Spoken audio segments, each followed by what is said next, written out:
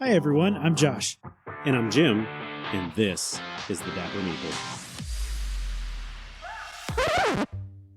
Hey all, no big intro today.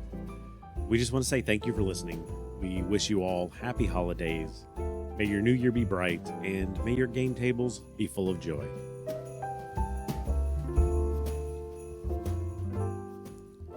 So I feel like 2024 was a really good year for our little podcast. Yeah, we hit our 50th episode, which, as we said multiple times, we never would have expected to get to. We got to go to a couple cons, got to meet a bunch of people, got to play a bunch of games. Yeah, all in all, really good. And I feel like we're getting better. It's only taken us like 2 years to get here, but I like what we do. We've talked about a lot how our podcast has a tendency to stray into a lot of areas when it comes to just the gaming sphere, whether it be tabletop RPGs, card games, a little bit of wargaming was thrown in there. So we could be a little all over the place. And you're welcome, ADHD people. You have found a home, because this is also where we live.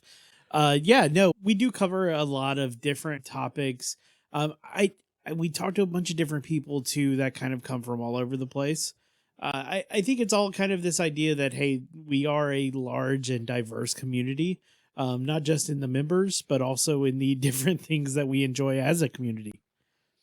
And we got to see a lot of that this year. I think we talked to a lot more people on the show, as well as just bumping into them, most of which were introduced through people that we already knew. And so far, I don't think I've met anybody that we've really spoken to that I've been like, man, that person's an ass. I don't want to talk to them anymore. Yeah, no, I think that's one thing that we discovered early on, and it's continued to be reinforced, is that there are a lot of really good and cool people in this community.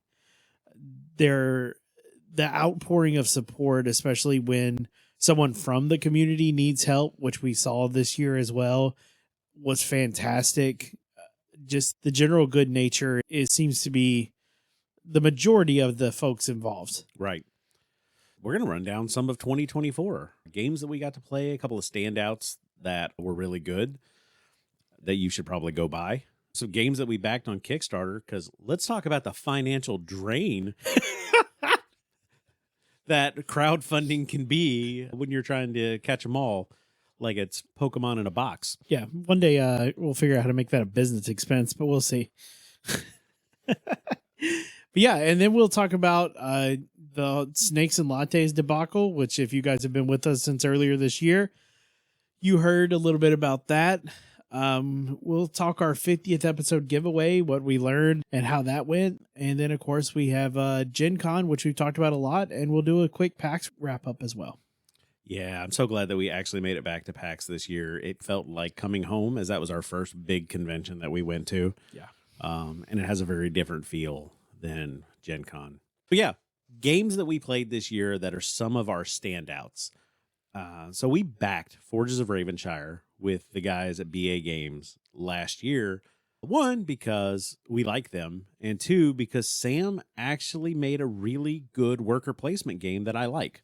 I suck at worker placement, but I felt like I got better.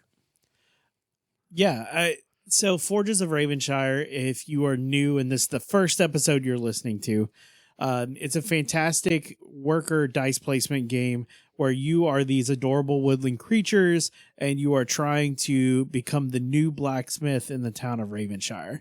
You do that through placing your dice on the board for a collection of resources, and then in the next phase you actually turn those resources into weapons, shields, armor, that sort of thing.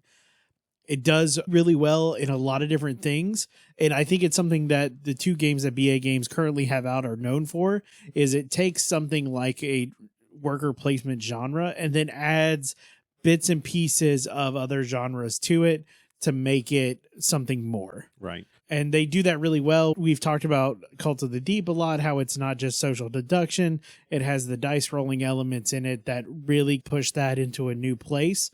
With Forges, the act of not only worker placement, but then gathering all the resources and actually building your engine in order to continually make those things and gather more resources, it really pushes it past your standard worker placement.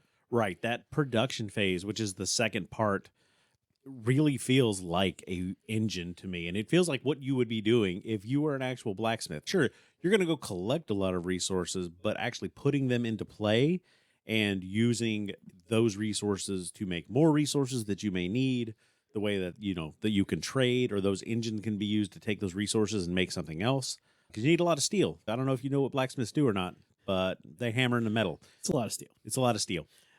Yeah, but this one comes if you have the ability to get this really fancy box. I don't know if they have any left now, but we got it. It's the big wooden box. Yeah, it's absolutely gorgeous. And we sold a bunch of them at Gen Con. Yeah. When we were working the booth, because it really is. It's a fantastic way to keep the game. It looks great on the shelf.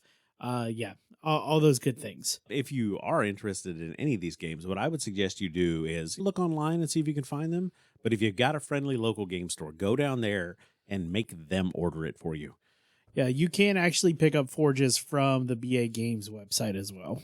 So you can order directly from them, which we discovered this year as we have delved more into the business side of tabletop gaming, is the best way to order from them if you want to support them, because they'll get the most money. That's Forges of Ravenshire. The next one that we have that we want to shout out is We're Sinking by Ludomus Games. I think this game, for me, came out of right field, right? We found it and we're like, oh, that looks cool. Then we watched the video, and then we watched going through the actual Kickstarter on it. And it looked fun. It looked cool. I like the mechanic in there. I like the game pieces. But I don't think I knew just how much fun it was going to be until we got it on the table. Oh, yeah. This one, I'll be honest, to me, this one, when we first backed it, it felt like we were backing it because of the ship gimmick. Totally. I think that's the hook that got us. And we are suckers for pirate themes too. Any good pirate game, it's liable to end up in our collection. I'm just saying. But yeah, got this one to the table. It came in right before Gen Con, I believe. It did. And we didn't get a chance. I don't think we had a chance to actually play it until we got home from Gen Con. Yeah, because I think it came like the Tuesday before we left the next day for Gen Con. Yep. And then, as fortune would have it, we reached out to Joseph from Ludomus Games, and we're talking with him about it. He was actually at Gen Con. We weren't able to make the face-to-face connection, but we were able to have him on the episode. So if you'll take a look at that, we do have an episode on We're Sinking. We also have one. The next one actually is our interview with Joseph. Great dude. Yeah. Like we've been talking about, same thing. We really love meeting these small designers that are making their thing and putting it out there. And then, of course, talking to them about what they have coming up next and what their plans are. But yeah, all in all, We're Sinking is that fantastic fun. It scratches that pirate itch, but isn't so oppressive that if you have a friendly group that people feel like they have to backstab somebody. Right. It's an option, which is always great to have in a group. Yeah. Joseph was, like you said, really cool. So much so that we invited him back for our first time doing a Halloween roundtable episode. Him and the guys from BA Games came on, and we talked about our favorite spooky games. Yep. Everybody brought a list except for Dave. Dave allegedly brought a list, but all of Dave's games were on everyone else's list. Allegedly. Yeah. So No one has seen the list, but it allegedly exists. So one of the last ones we really enjoyed this year that I had been wanting for a while and we finally got to the table was Thunder Road Vendetta. Yeah, so we saw this one at Gen Con last year. Yep. And we were on the fence about it, and then we finally decided to pull the trigger. They were all sold out. Yeah. Let that be a lesson on procrastination. Don't stop doing it, but let that be a lesson. Yeah. Just know what the potential outcomes are. But I feel like that was the right call because when we picked it up this year, we did get the Maximum Chrome edition. True. Which makes me want to spray my face and get into the game. You know what I'm saying? A little bit of war paint. You know what I mean? That's what you need. Yeah. So I will say this game. So first of all, it's by Restoration Games. Yep. Who has fantastic products right now. They're just doing a ton of really good things over there. But the Maximum Chrome Edition had all of the expansions up to the newest one, which was the Carnival of Chaos. That's the one that just came out, and we did pick that up at PAX and need to unbox that as well. Yes. But it came with 5 expansions and mini expansions. Yeah. There was the Big Rig and the Motorcycle Gang. There was the one where you just get rid of the dice and use cards to remove a little bit of the randomness. Yeah, if you're into that. But yeah, it was a lot of fun. It introduced some of the crew leaders to give you some different abilities that you could play while you're trying to get your cars not destroyed and across the finish line. Yeah. Really, just everything that we've played so far just improves on that base game. Yeah, they did really well with this one. It really feels like Mad Max. Mm-hmm. We are a sucker for good themes. That's probably a majority of the games that we bought based on theme and how well that theme kind of translates. And this one does it extremely well. Yeah. But again, that was one that we had picked up from a booth, which is always cool. There were so many good games that we'll talk about when we'll do a quick wrap on Gen Con. But then there were some that we bought online because, again, let's talk about how this is a luxury hobby and Kickstarter is luxury crack. I'm pretty sure crack is just luxury crack, but okay. But no, so Kickstarter this year, I don't know that we necessarily backed more this year than we did previously. Oh, no, I feel like we're going steady. Yeah, I feel like if there's a certain level we need to maintain. We looked at our levels coming into December. We're like, ooh, we really need to get that number up to meet the quota. Those are amateur numbers. What are we doing? Yeah, so we had a couple really cool games that we backed that we are still waiting on fulfillment. Some of them have been more recent at the end of this year than others. But the first one that we're most excited about is the Tebaru system, which we backed with the game Vampire the Masquerade Milan Uprising. The game looks fun, right? It is an area control game, but it's ran by vampires. So a lot like Hasbro. Oh! Got to get those end of the year quips in. Exactly. So you work at night, but then you have to have people that work in day for you, like the Pinkertons. And your goal is to expand your territory out through doing vampire-y stuff, right? Didn't really look real hard at the game, if you can't tell. We were a fan of the Tebaru. We've been following them for, a year and a half, 2 years now. Since we met them at Gen Con, first Gen Con. Yeah. So this has been a really cool product that we were very interested in. I think the first time we saw it, we were like, oh, I hope this is as cool as it looks. But we might have been skeptical. Optimistic, but skeptical. Yes. So the Tebaru system, if you haven't seen it or don't know what it is, a mat that will go underneath of a game board. And through the Tebaru apps, the game board can be programmed so that when you move pieces on the board, the app actually knows where the pieces are on the board. There's a whole lot more complicated things to it than that, but I didn't design it. Here we are. It's Italian. It's Italian. And you can apparently play with your friends anywhere in the world, which I thought was really cool. So we first saw this game when they were putting out their initial Tebaru game, which was the Bad Karmas. This is a boss battler, and what hooked us, I think, is when we did the demo at Gen Con. So you have 4 characters or whatever trying to defeat the boss, but it's all app driven, and the boss knows where all the character pieces are on the map and then takes the most optimal play that it can to whatever deal damage to the players or CC some of the players or something like that, which was absolutely cool. It comes with dice that when you roll them, the game knows what you rolled. So all of it's housed through that system into the app. So that was what hooked us on the system. We're supposed to be getting our version here early next year. I believe it's supposed to be January, February. Yeah. So Q1 next year, we should hopefully have our hands on it, be able to play around with it. But I'm super excited for this one. I think I'm a fan of app-driven games anyway. And the technology where I don't have to input information into the app, where the app just knows because of the board underneath, I think is fantastic. And I'm excited to see where that technology goes to. I'm looking forward to the delivery on this and more people getting their hands on it Yes. just to see how it goes. There's a lot of stuff that happens in the board game industry, I think, that initially may come off as a fad. Yeah. Yeah. And I know that I have seen other products similar to this that just never really took off. Yeah. But this one feels like it's got the backing. I know talking to those guys, they were saying that there was the possibility of a partnership with some of the bigger game companies where they will make games designed to play on the Tebaru. Yeah. And they were talking about making the program open source as well, so that to make it available for designers to try and build their game on the system. Yeah. Which I think is fantastic. I think that's the direction you want to go. It's hard, I would feel like, to gatekeep this. Yeah. Yeah. And And they don't sound like they want to, which yeah, no, and I think that is really cool and awesome. So yeah, that's one that we're really excited about. The other one we have is another friend that we met on our Gen Con adventures, and that is Parks and Potions. this was Chris's first game.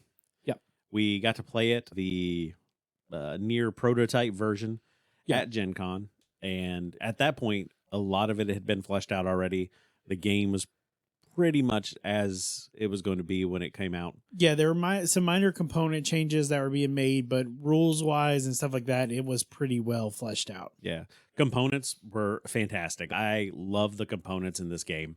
The tactile feel of plastic or wooden tokens, which these ones are plastic, and the vibrant colors that they've got printed on them for the different potions that you pick and all of the pieces. Great artwork in the cards. Chris is down in Alabama, and he's a nature guy. Like, I'm gonna train falcons nature guy. Yeah. So it was the first licensed falconer we've ever had on our show. Yeah. Which again, take a look at that episode as well. If you haven't been listening to us all year, that's another really good one to go check out. Also, what are you doing with your life? Just kidding. Don't worry, you're now on the boat. You can join next year. But yeah, Chris was fantastic. It was cool to talk to him about something not related to gaming. Who would have ever thought that we'd have a falconer on the show? But hey, here we are. But his game is really good. In it, you are basically a park ranger, and you are working on trying to cure these animals who have been affected with various sicknesses by gathering and mixing certain potions that will help them to get better. It did go through Kickstarter this year and funded, I think, like $150,000, somewhere in that neighborhood. So that's a really awesome number for a first-time Kickstarter. So I know he's busy working on fulfillment and all that good stuff. But yeah, it's a fantastic game and definitely one we were happy to back as well. So the next one, just for anybody who may be listening, maybe children or whatever, it gets a little spicy. So we'll keep it pretty PG. But Night Shift came out, and from the first time that we saw the advertisement for this, we were interested in it. And I like the theme. And I also like the fact that somebody put this theme into practice. All right. So in this game, you are playing as an adult dancer. Yes. And your job is to make money. The fact that this game actually got made, I think, is interesting. I think a lot of people view the board game industry as being very family oriented for the most part. A bunch of deviants. Yeah. Be true. How many imaginary millions of characters get killed off every year? War is fine, but anything else gets a little sketchy? I don't think so. It looks like a really fun game. It looks really well thought out, and the designer, who goes by Exotic Cancer on their social media, was formerly a adult dancer and decided to design this game based on her experience. Yeah, and this one had a lot of support behind it. It did. We were talking about Parks and Potions getting $150,000 and that being good. This raised almost 1.2 million Australian dollars in its Kickstarter. Which I'll accept Australian dollars. But yeah, so definitely there's obviously an audience out there for this. We are part of that audience. Hi, that is us. No, this one actually looks really fun. There was a really cool gameplay that was done online with it as well. You could Google that and find that if you're interested. I'm pretty sure Becca Scott Yeah, played that one. I think so. So go look that up. But yeah, it looks like a really fun game. It can be both cooperative and competitive depending on how you want to play it. And basically you're just trying to do certain things or like influence customers certain ways depending on what they like, just to get the most money. There is an element of dice rolling to it that adds a little bit of randomness to it. But yeah, it looked really interesting, really fun. And there were parts of it that you could tell somebody who has been in that industry, obviously they know something about the inside workings of what happens there. And again, sucker for a theme. Yeah. It's true. It's true. But yeah, that one's really good. And that one we're excited to get here hopefully next year, I believe. I believe that one's coming in March. And as we got towards the end of the year, we just kept backing stuff because Dice Throne decided that they needed to drop more characters, which meant we decided that we needed to have them. So Dice Throne Outcasts came out, which is the first time that they have done more original characters since season 2. Yep. So we obviously are huge fans of Dice Throne.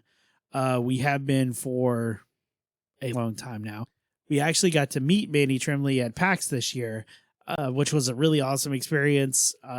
Just to be able to tell him, hey, yeah, we had the original season 1 box.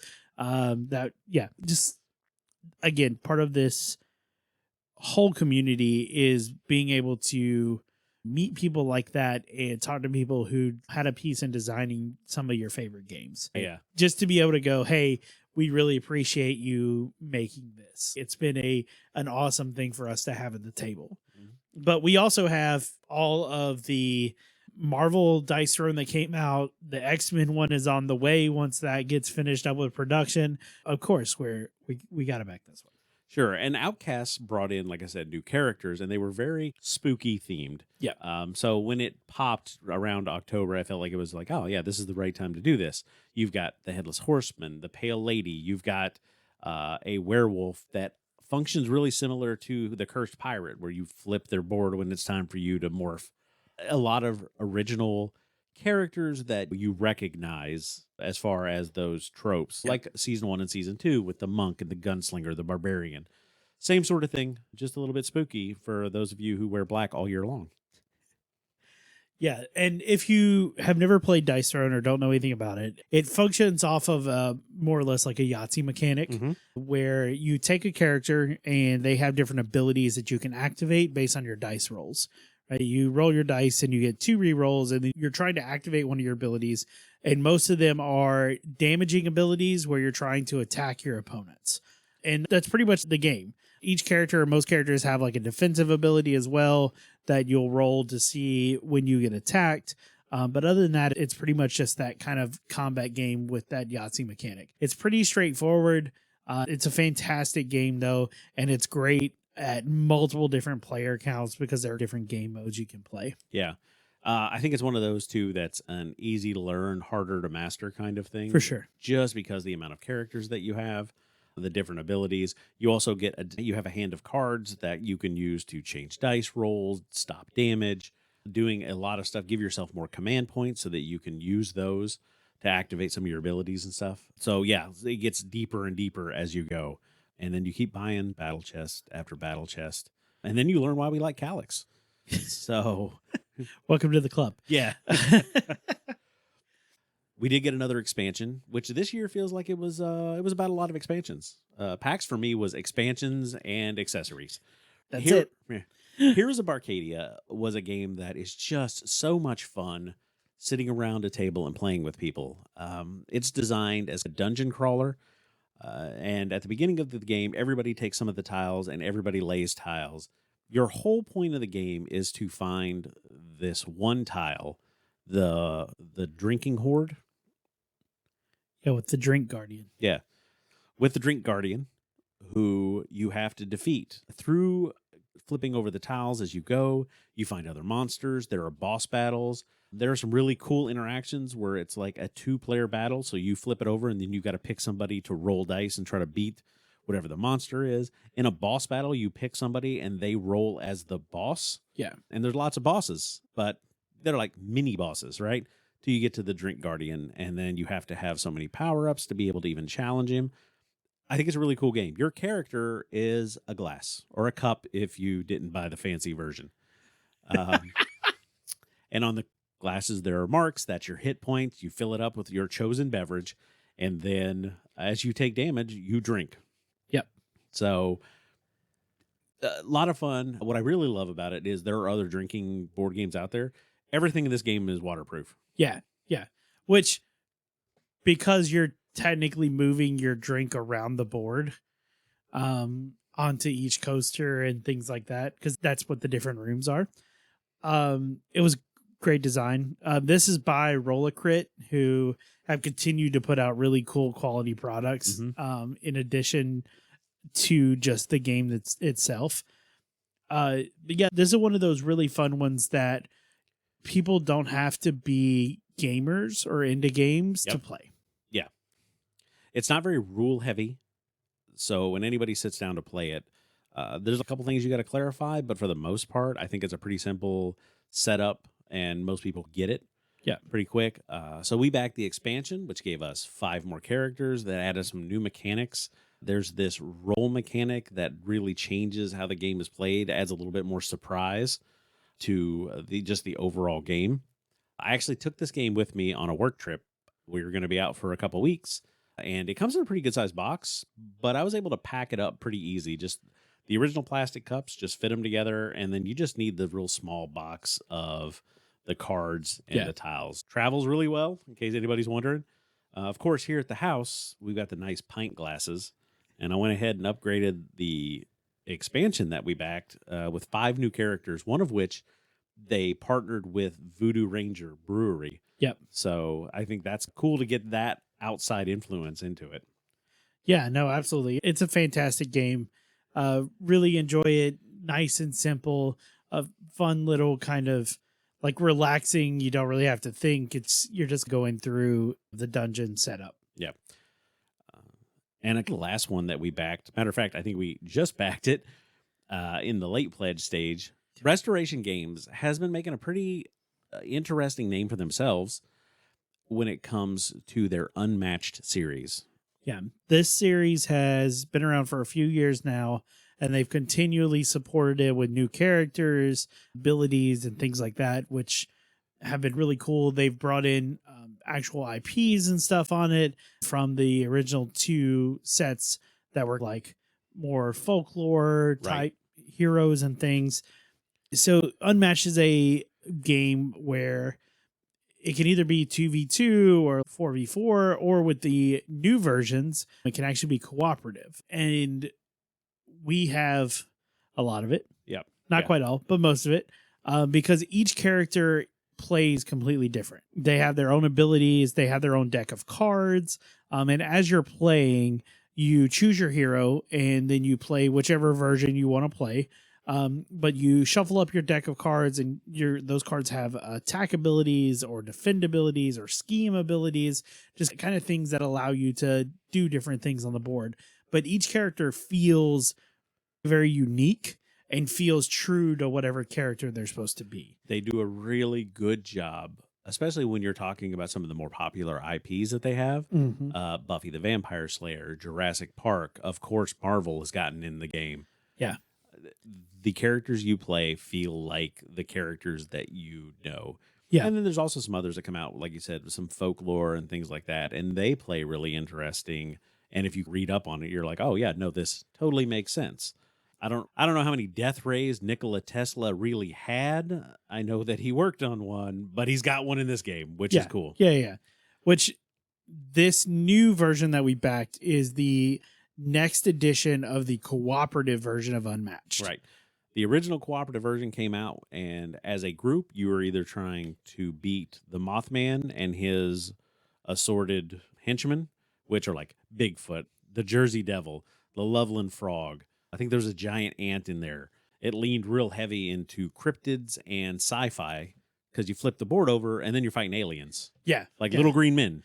Which may be happening in real life soon. Who knows? They're real. We don't care unless they're bringing groceries. We don't Yeah. care. But the new version that was on Kickstarter is Teenage Mutant Ninja Turtles. And for those of you who have listened to the show for a while or who know us, know that this is a soft spot IP for us. Yeah. It was a big part of my childhood growing up.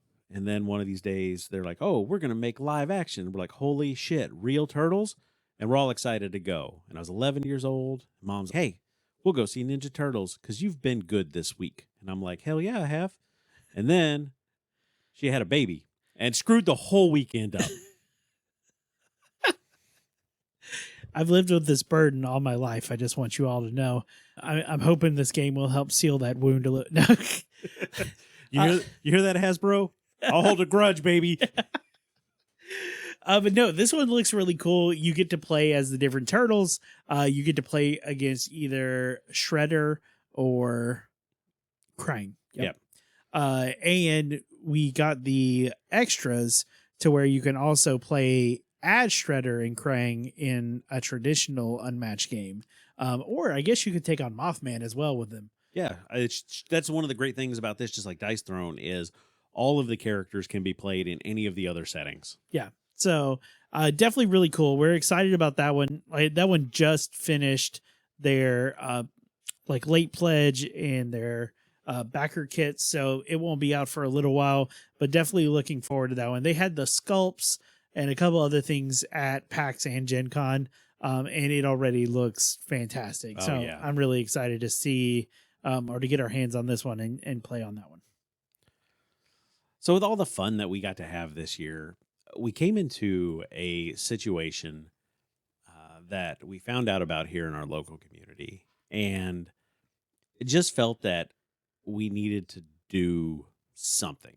If you've listened to the show, you've heard us talk about the group up in New York forming a union that were working at a board game company, which was several different board game stores, and they just felt like they weren't being treated right. And if you go back and learn anything about the owner, no, they weren't. So here locally, we had a gaming cafe that opened up. Independent guy decided to try it. Basically, you go in, there was food, there was drinks, you could sit down. They had a great library of games. I think they charged $5 for you to come in and just play as many games as you want, as long as you want. Had a lot of events to bring together gamers and non-gamers. He ended up selling that to a larger company based out of Toronto called Snakes and Lattes. They have several of these board game cafes. I think they got 9 or 10 of them. And they bought ours. So they kept the staff on after they bought it until one day the staff all showed up and the doors are locked. And there's a note on the door to let them know that they had all been fired. I don't care about the legal part of this. I get it. In Virginia, you can fire anybody anytime for whatever. So sure, they didn't do anything technically illegal or wrong, but it just felt that was wrong, right? Yeah. As from a moral standpoint, they went back and forth and they finally came out and they were like, we didn't want to tell them it was going to happen because in the last store where we did that, people broke stuff and stole stuff and things like that. Not that we're saying they would, but that was what you based your decision on. Yeah. It was rough. And there were a lot of people that were willing to get involved and help out. So we did start a Facebook group that we focused on doing everything we could to keep tabs on what Snakes and Lattes was doing as a whole, and with the intention of having them either make some reparations or do something or never open again in Virginia Beach. So far, so good. Yeah, we were also able to start a GoFundMe for the workers who had been let go, and we're able to raise almost $2,400. It was a little bit more than that. We were almost at $3,000 by the time we closed it. Yeah, and that was just when you lose your employment right away. The first thing you have to worry about is, oh, we live in a capitalist hellscape, so I have to pay money to people to continue to live. Yeah, and it may take a while to find a job. It may take a while for you to get somewhere else and to get hired and then go through that process. So we did want to raise some money just to give to them to help them get over the hump. Yeah. And I think it ended going it ended up going really well. And a lot of them were thankful and stuff. And really for us, we were thankful for the community that came in and just put what they could in there and helped somebody that was part of our community. Yeah, I think that's goes back to a big part of what we were talking about at the top of the episode. Is a lot of good in this community. There are a lot of good people as well. I know this experience really influenced and showed me that for sure that as a community, when one member of ours is hurting for whatever reason, whether it be not great working conditions or even as just life, this community is really good about gathering together and stepping up and helping where they can. Yep. There was some other stuff that happened too with like the hurricanes that pretty much took out Asheville and like just made just swaths of destruction. There was a lot of people in the gaming community that were putting together GoFundMes, that were getting donations and shipping them in there for some of the game stores that were there. They were setting up in areas that they could and just doing what they could to try to make it a little bit better. Yeah, I felt we helped out and just did what we felt was necessary and what we could do. And so far, since Snakes and Lattes community board has no rules about who can and can't join, we've been able to keep tabs on them. And so far, they're not looking like they're going to open up back here. And hopefully somebody else will fill that space here in the new year. And a venue like that has great possibilities. We talked about an episode where we just bounced some ideas around. Maybe we'll see that coming in and setting up here in the Tidewater area in 2025. Yeah, so also this year we reached the milestone of our 50th episode. It's not something that honestly I thought we would get to when we first started this thing. What was that, 2 years ago? A little over now? Yeah. But here we are. We got a chance to do a fantastic giveaway. Because crazy story, we accumulate a lot of shit. Oh my God. We had a prize closet and we were like, wow, we should give away these prizes. Yeah. Just lots of stuff that we've been given or that we picked up in our travels and things like that, which were some great games, some great accessories. Yeah. It was just like, it was really good to have these things and be like, hey, would you like these? And people jumped in on it and we raffled them and gave them away. Our number one prize was the new 2024 Dungeons and Dragons Player's Guide, which we picked up at Gen Con. Yep. And a great little product that some of our friends over at Fire and Ash do, which it is a wooden book that opens up into a dice tower. If you haven't seen them, definitely Google and go find them. FYRE and Ash. They do a lot of woodworking game accessories, and this is probably one of our favorites. Yeah, absolutely. Not only are they really awesome people, we actually got to talk with them a little bit. They had a booth at PAX, which apparently went fantastic, which I can't even begin to tell you how happy I am for them, because they just make really awesome products. Yeah. And it was a full booth on a corner. They had workers in there. It wasn't just Rose working the booth, which just shows they're expanding. They're getting more orders. She was telling us she was so happy. It was one of the best cons that she'd had so far. Yeah. And we did get to order some more stuff from them. So if you see us wandering around, we got rid of cards. We're not doing business cards anymore. We're doing little wooden meeple tokens, that's really fun to say to start with. Little wooden meeple tokens. That's it. But yeah, Rose is putting them together for us right now. And again, really great people, really great products. I feel like our niche right now is indie games and people starting up new stuff. Seems to be what we lean into. Yeah, for sure. But the giveaway went well. Everybody got their stuff. Everybody was really excited. I hope we made a few more listeners along the way. If you are listening and you're one of our winners, congratulations again. We appreciate you just entering into it at all. That was really fun. I enjoyed that. Looking forward to start building back up the prize closet to get to episode 100, because I guess we'll have to do it bigger. I don't know. Maybe we'll see what Fire and Ash is making then. And then the two big cons this year, Gen Con and PAX. Gen Con was definitely a new experience for us. We had worked a booth before with the guys over at BA Games, but it was, hey, we're showing up and helping out. which isn't our style anyway. So originally, when we first did this, we jumped in. We're like, oh yeah, I can sell anything. Get out of the way. That was a good experience. This year, they had a bigger booth. They'd expanded. We were doing a lot of game demonstrations, and people were signing up to come play either Forges of Ravenshire or Cult of the Deep.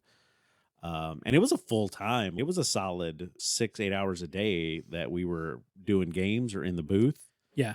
I think the first year that we went to Gen Con, like you said, it was very much like we showed up and we were like there to help. We did jump in and I think surprised them with what we did, which we talked about last year on our Gen Con wrap up.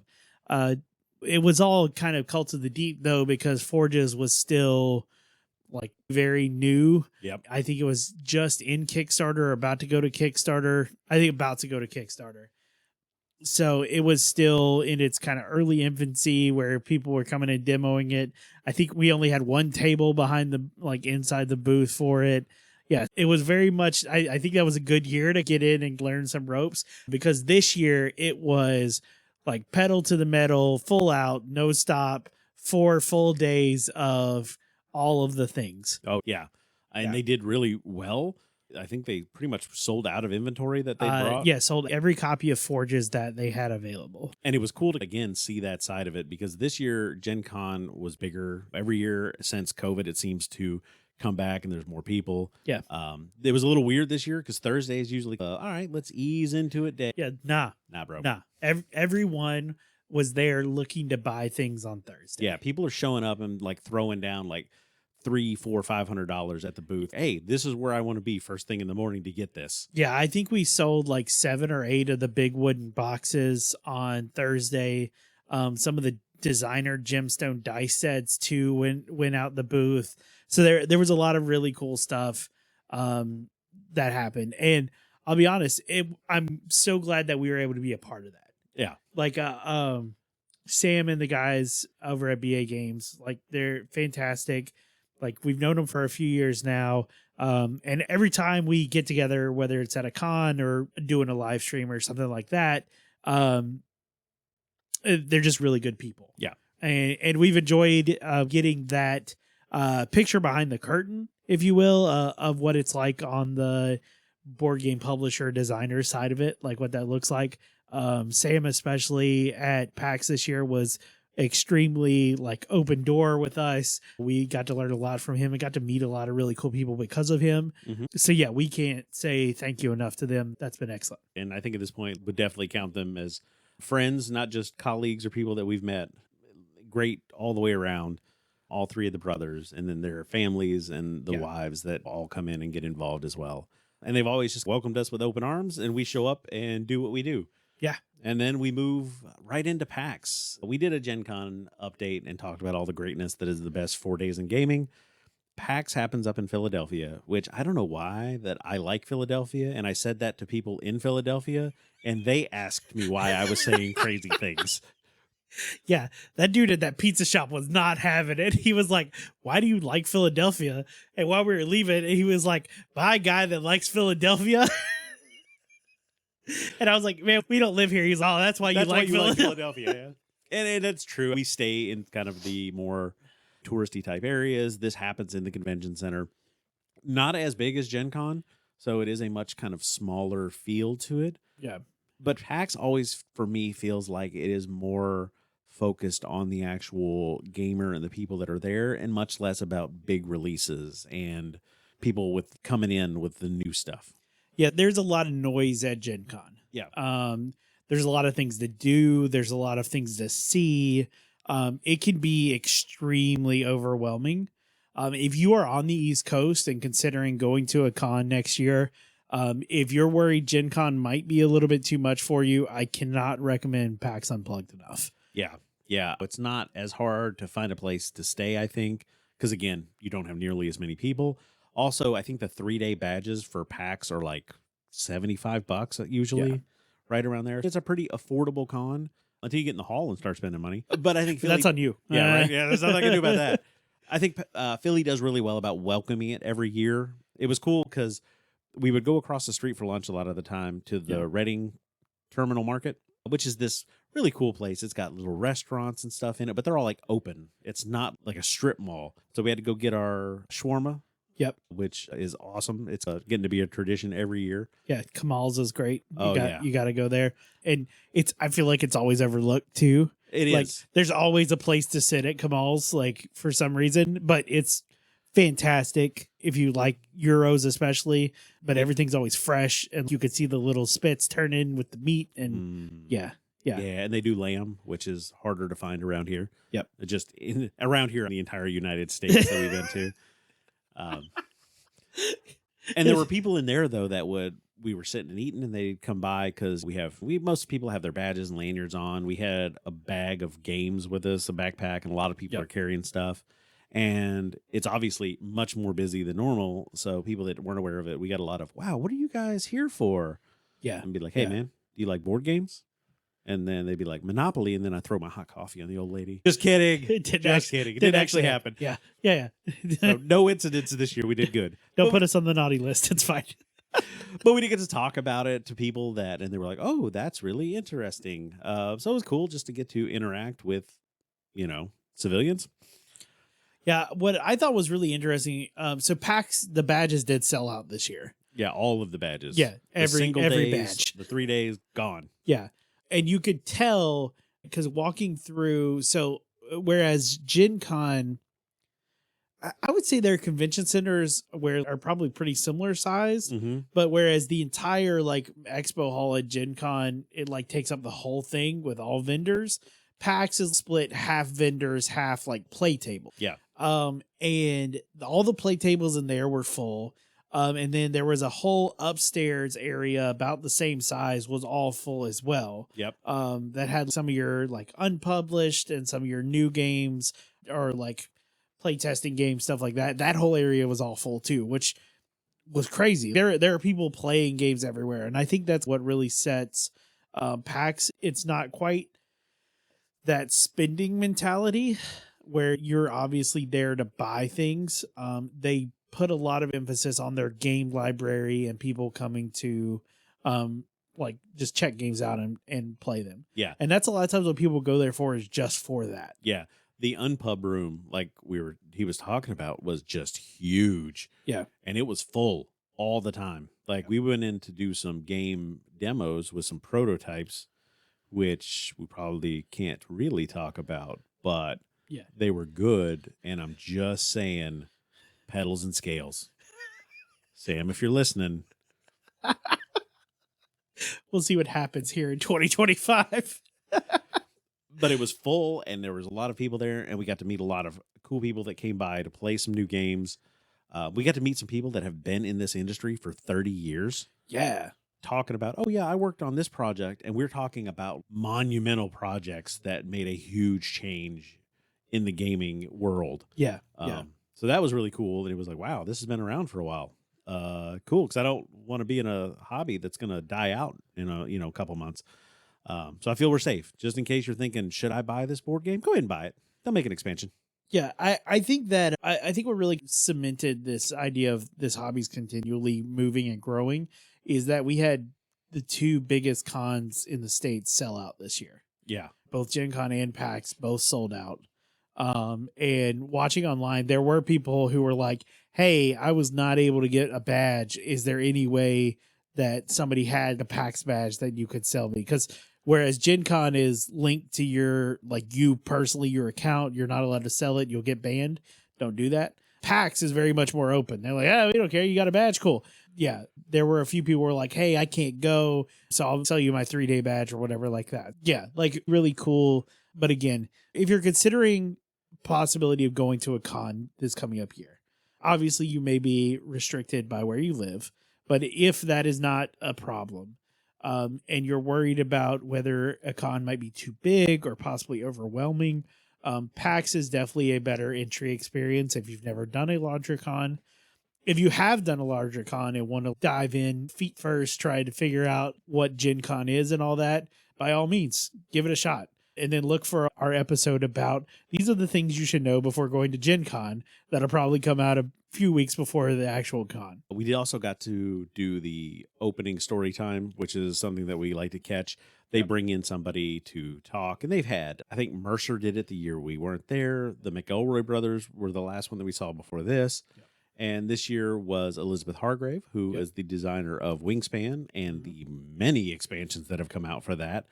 And also a real advocate for women game designers and people of color, and not the traditional straight white dude designer, which there are plenty of those out there, and that's great. But she's wanting to make a little bit of space for others. And so far it has gone really well. She did Mariposas as well. Games that have really good feedback and are ranked really high when everybody talks about top 10s. Yeah, she is a very good designer and has worked like really well with other people. I loved one thing that she said is that if you want more women in game design, you need to have more women in your game groups. Yes. And that is something that really rings true, because this hobby is really like, it's really inclusive for everyone. But when you talk about where do the new game ideas and stuff come from, they come from gamers. And that's, if anything that I've learned, the more people we talk to, it's not people on the outside coming up with ideas of board games or anything like that. It's people who have been playing games for years. Yeah. They go, man, I had this really cool idea for a game, and then tried to make it happen. And I always think that's really cool to see those kind of ideas eventually come to fruition. We also got to see the Acquisitions Incorporated show, which is their live play D&D event that has been going for almost 20 years now, with mostly the same characters. It's crazy because I don't think any of them are above level 7, which is great. They never get any stronger. You think you have problems getting your DM to level you up? It was ran for a while by Chris Perkins, and he handed off the reins several years ago to Jeremy Crawford, who is the lead rule designer for D&D. And he does a great job running the game. And we've learned lots of things from Jeremy when it comes to making a call as a DM. Making out with your opponent during combat, free action. Yeah. So just in case you need that in your back pocket.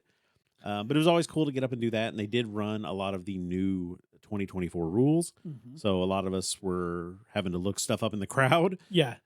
They did use new monsters from the new monster manual that has not been released yet. Because we were all sitting there going, damn, that monster's hitting really hard. And Jeremy goes, oh yeah, by the way, these are from the new monster manual. Y'all said you wanted it tougher, so we did it. Yeah. So always love Acquisitions Incorporated. That's always our late night at PAX, because we don't get out of there until usually close to midnight. And it's always on that first night too. And they had a lot of other like live plays that we just didn't get to that are really cool. What is it? The Oops All Himbos Act. That is a live play. Yeah. There was some really cool stuff this year that we didn't get to, just because you're never going to get to all of it. This year, I feel like we focused a lot more on meeting people and working in and hanging out with Sam, just experiencing that side of it. Yep. And we got to, of course, scour the hall for a bunch of different things, and actually got to meet a bunch of cool people there who we're hoping to bring on the show as guests here in 2025. Oh, we've got a stack of business cards that we're emailing out to. Yeah. So we're really excited. All in all, it was nice to get back to PAX. Yeah. Like you said at the top of the show, it does feel like coming home. It was our first big con. And don't get me wrong, I love Gen Con. I love Gen Con for what it is. It is 4 straight days of nothing but Red Bull adrenaline-fueled gaming. Yep. But PAX, to me, will always be one of those things that it just hits a little bit different. It does. Yeah, it does. My coolest PAX moment, I completely wasn't there for. I was doing something. Pretty sure I was refilling the giant-ass cup that I got from Wild Bill's Soda this year. Because best deal in the hall, man. And I was getting me some soda, and I grabbed me a pretzel, and I was going back up to the Unpub room where you and Sam were, and I got up there, and you're like, oh, and you handed me a card from the CEO of Turbo Dork. And you guys were like, oh, yeah, she stopped by, and she recognized our pin. Yeah. So, you're not familiar who Turbo Dork is. They make their own line of paints, and they're known specifically for color shifting paints. What we found out or what I found out in this conversation, something I didn't know about, is when they first came out, they actually researched how to make paint and came up with their own formulas for making paint. And that's why their paints are so different from like your standard like army painter or Citadel. Or, Yeah, because Valero. they've made their own formulas, and it allows them to do the really nice color shifting and a couple other different things that they have coming out that I don't know that they've released yet. So I don't want to say anything, but just having that insight, I work in the paint world from an architectural perspective, and just that appreciation of somebody to learn the chemical formulas to make that is really cool. Yeah, that was a really funny experience because when they first launched, it was right around 2019, which was our first PAX. Yep. And our first PAX, we didn't know what we were doing. It was our first con. We were just talking to people. You were talking to people. I think you probably talked to everyone there. I tried. But we were also like slinging pins at people, like Left and right, baby. yeah. I'm pretty sure we went through probably a couple hundred pins at first PAX. But Turbo Dork was one of the places that we did give a bunch to because their paints were really cool. So we were like, yeah, they're awesome. Cause I think they've been around 5 years. So it was right around that time. So when with the conversation with Meredith, who's the CEO, I gave her one of our cards and I gave her another pin, and she was like, oh, this is where that pin came from. I was like, yeah, it might be a branding issue, but hey, now. So yeah, it was really cool to have those moments as well. Yeah. Yeah. So all in all, a really good 2024 for us. We're going to keep doing this in 2025. We're going to take a little break for January, and then mid-February, we'll be back. We've got a lot of great guests that we have talked to, or potential guests that we have talked to about being on, from game designers to professional DMs, these people that are in the community and doing the things that make it what it is. Yeah, we're looking forward to it. We're hoping that everyone has a great holiday season, and I guess we will see you on the other side of 2025.